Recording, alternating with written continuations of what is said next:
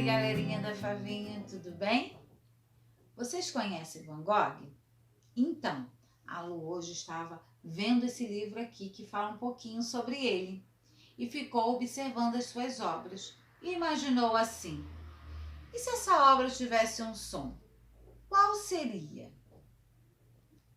Primeiro, vamos conhecer um pouquinho o Van Gogh. Esse aí que está aparecendo para vocês é Van Gogh.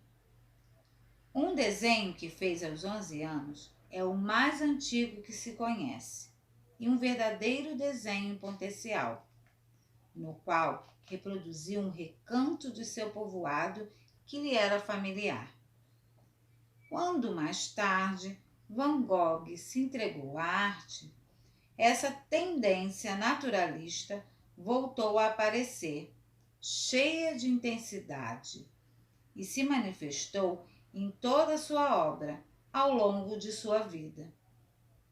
Mas suas telas, dependentes sempre de seus lugares de residência, não pode se confundir com qualquer paisagem, nas quais se vêem árvores, plantas ou flores, nem com naturezas mortas.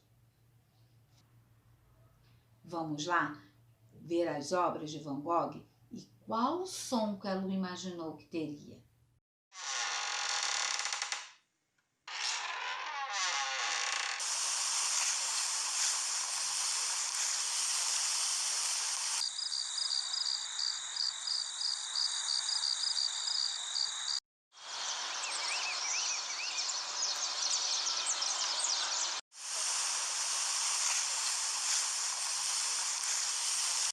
Então, se divertiram?